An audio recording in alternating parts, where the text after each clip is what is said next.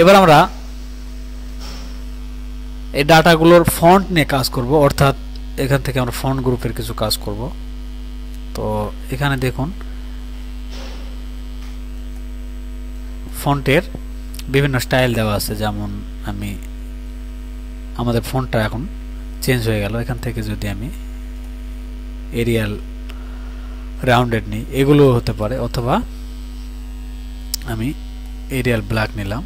তো দেখুন এভাবে আমরা ফন্ট কালার ফন্ট স্টাইলটা আমরা চেঞ্জ করতে পারি। আর যদি আমরা এখান থেকে সাইজ পরিবর্তন করতে চাই, এভাবে আমরা এখান থেকে সাইজ বাড়াতে পারি। এখান থেকে আমরা এই লেখাগুলোকে যদি আমরা বোল্ড করতে চাই, এরিয়াল ব্ল্যাক না করে আমরা যদি এরিয়াল করি, তো দেখুন এখন যদি আমরা বোল্ড করি, এখান থেকে আমরা ইটালিক করতে পারি, আন্ডারলাইন করতে পারি, আবার সেম প্রসেসে আমরা এগুলোকে উঠিয়ে দিতে পারি। এরপরে দেখুন অ্যালাইনমেন্টের কাজ আছে, অর্থাৎ এখানে এমপ্লয়ি নেম এগুলো যদি আমরা সেম অ্যালাইনমেন্টে নিয়ে আসতে চাই, তাহলে আমরা করতে পারি।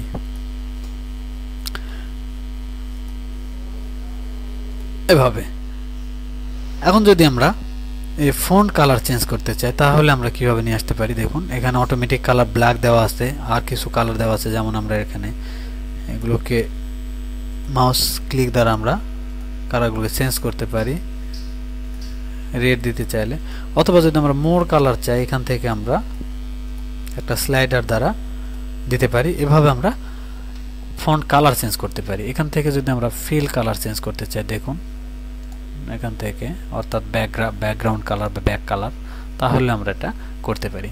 কাজ শেষে যদি আমরা আবার আগের অপশানে ফিরে যেতে চাই, যেমন অটোমেটিক, এখান থেকে অটোমেটিক, তো দেখুন আমরা আবার পূর্বের অবস্থানে ফিরে গেলাম। এরপর আমরা দেখব গ্রিড লাইন কি করে চেঞ্জ করে। তো গ্রিড লাইন বলতে আমরা এই রো আর কলামের দাগগুলোকে বুঝে থাকি, অর্থাৎ এই রেখাগুলোকে। তো আমরা যদি এটাকে উঠিয়ে দিতে চাই, অর্থাৎ এখানে দেখুন গ্রিড লাইন বোথ আছে, অর্থাৎ রো হরিজন্টাল এবং ভার্টিক্যাল দুটো লাইন আছে এখানে।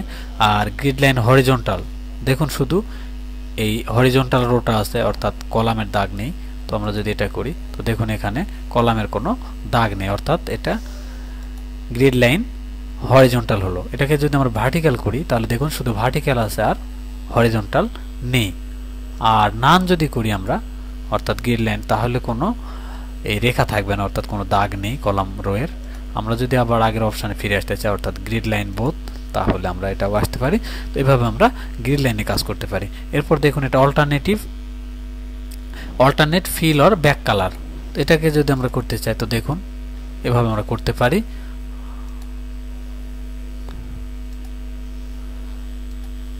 এখান থেকে আমরা মোর কালার চুজ করে এটা করতে পারি।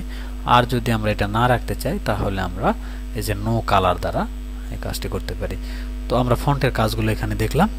এছাড়া আমরা ডাটা শিট ফরম্যাটিং দ্বারা আমরা কিছু কাজ করতে পারি। দেখুন এখান থেকে আমি কি প্রসেসে এলাম, এখানে ক্লিক করলে এখান থেকে রেস্ট, তো দেখুন এখানে পরিবর্তন হচ্ছে। এভাবে আমরা বিভিন্ন অপশন চেঞ্জ করে এই কাজগুলো করতে পারি।